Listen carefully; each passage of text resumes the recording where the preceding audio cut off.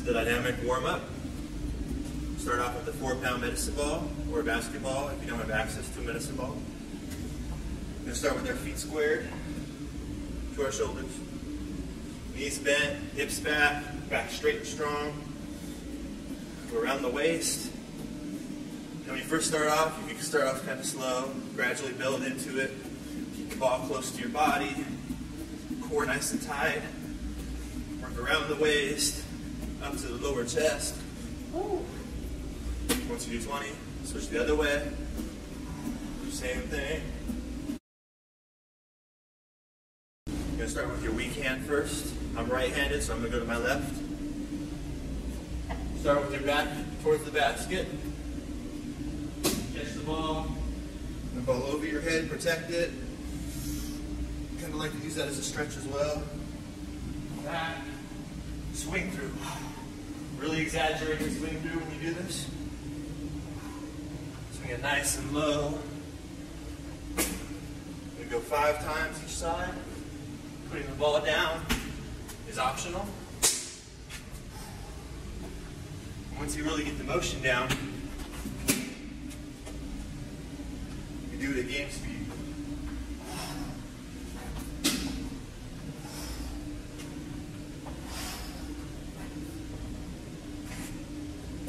Other way.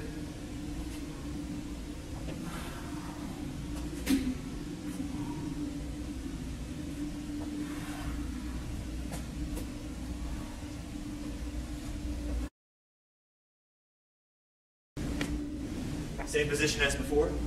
Feet squared with your shoulders. Knees bent. Back straight and strong. Try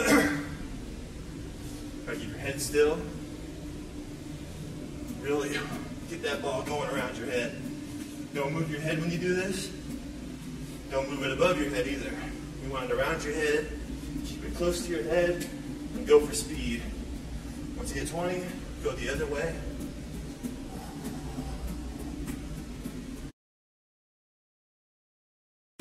I start off with the 8-pounder. You start off with light, 6, 4, whatever works for you. Okay. We're going to aim about shoulder height. That's going to be your target spot. Make sure you have a hard surface. Nothing too flimsy. Okay. 6 feet away from the wall. Feet squared with your shoulders. Knees bent, hips back, back straight and strong. Okay. This is your starting position every time you catch the ball. Catch the ball, reset. Okay. I'm a right-hander, so I'm going to start with my left hand throw across the body. Okay, hips back, back straight and strong. Coil the ball up, ready to fire. And you're going to use your hip and arm motion, okay? So snap it across your body, real core strength. Hit that spot every time. Catch the ball, reset.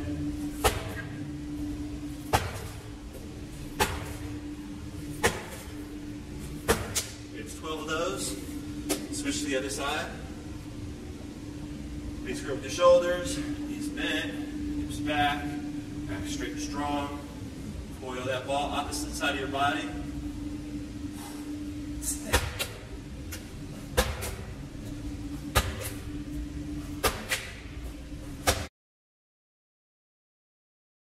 Be careful of the people around you when you're slamming, okay? Same position as before. Feet squared with your shoulders, knees bent, hips back, back straight and strong. Keep that core nice and tight.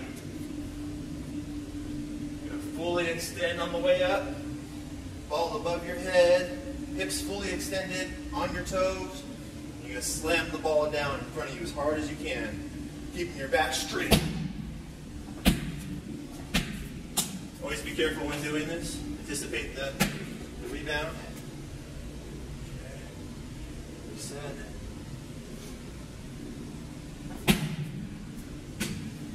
Once you get really good at this, you can do repetitive on the catch.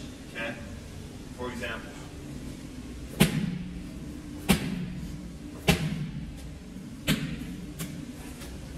Make sure you're doing this as hard as you can. Fully extend, slam it as hard as you can.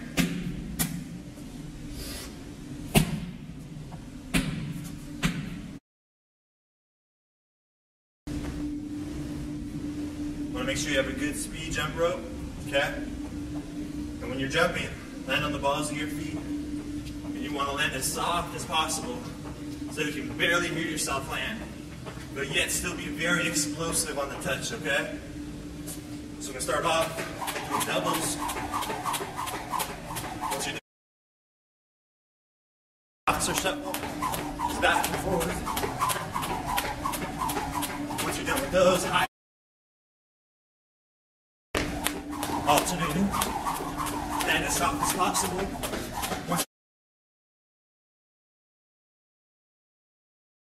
We go to doubles.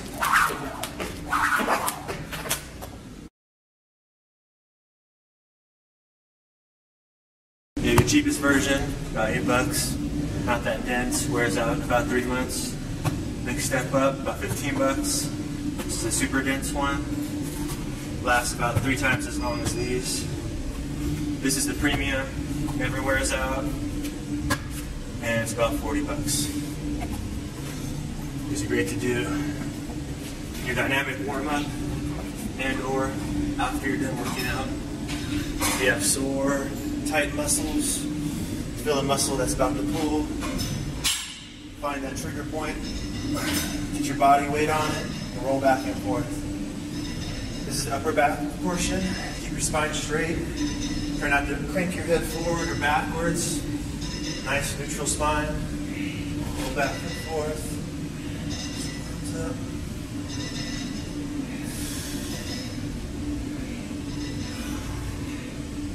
You're doing deadlifts. Your butt and your hamstrings are getting real sore. This is for the glutes.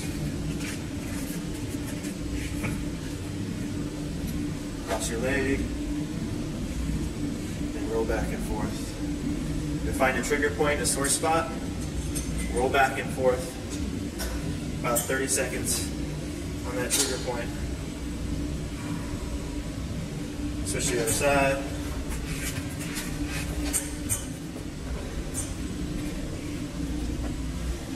The less appendages that are on the floor, the deeper it's going to feel, the more body weight you're going to have on it. Onto the hamstrings.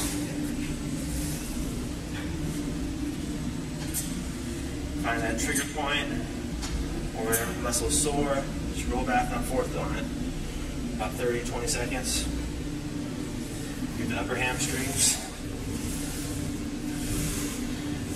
Go to the lower. Flip it around. Do the hip flexors. Doing the Bulgarian squats and other squats. Hip flexors right here tend to get really tight or cramped up. If it cramps up, you can go right to roll on it. When I roll in that spot right there, you'll feel the trigger point. It'll be nice and tender.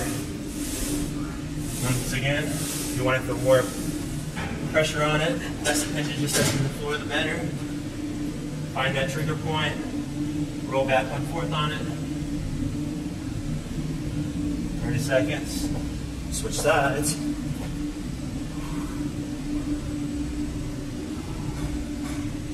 Breathe through it, into the desert. Next you can do the quads. Start top of the knee, all the way up to the hip.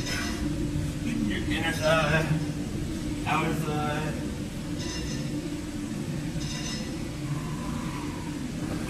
Flip it on over to the calf.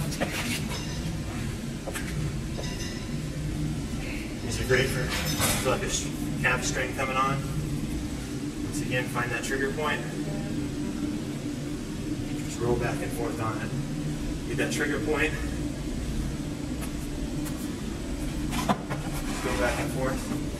If you want to create more of an angle, grab something to put your hands on.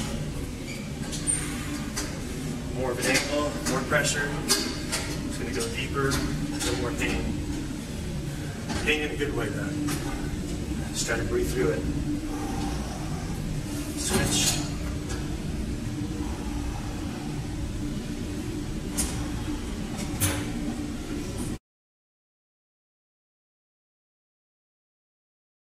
This is an optional move, but I want to go over how to do it. Feet wider than shoulders, okay? Wider than shoulders, Toes pointed slightly outward. Knees bent. Make sure your knees aren't passing over your toes. Okay? Make sure you're not like doing them like this, okay? It's a lot of pressure on your knees. Knees should never pass beyond your toes. Okay? Knees bent, hips back, really sitting down with your butt. Back straight and strong, okay? Especially that lower back. You don't want to do these, for example, like this, with a rounded back, okay? So your back straight and strong. Really sit down in it, okay? Knees should never pass beyond your toes, okay? Square. Do your circle eights. Do about 12. Keep that back nice and straight. You kind of sway it back and forth if you want. Once you do that, switch to the other side.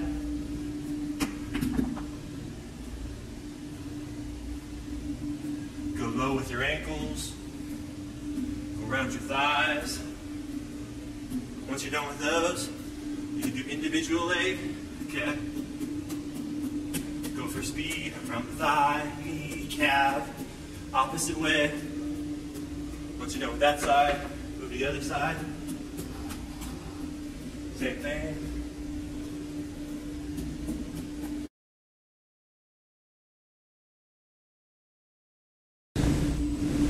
Feet wider than shoulders, toes pointed slightly outward.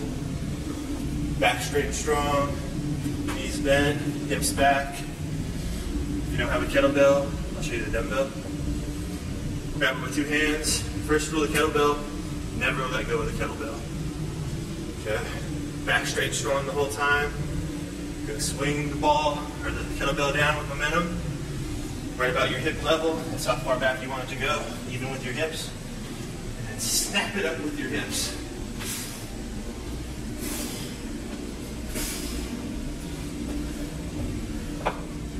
Example, you don't have a kettlebell, you can use a dumbbell. Use an overhand grip. Same position as before. Back straight and strong. Snap it up. Really sit down in it, keep your back straight. Once it gets there, snapping with your hips. Think about jumping straight up. Or you could use the overhand grip.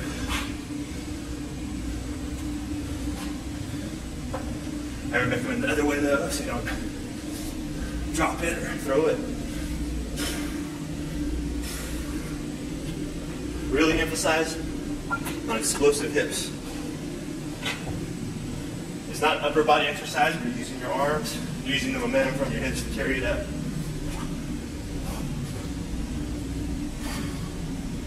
And if you go heavier, this is a 25, this is a 50.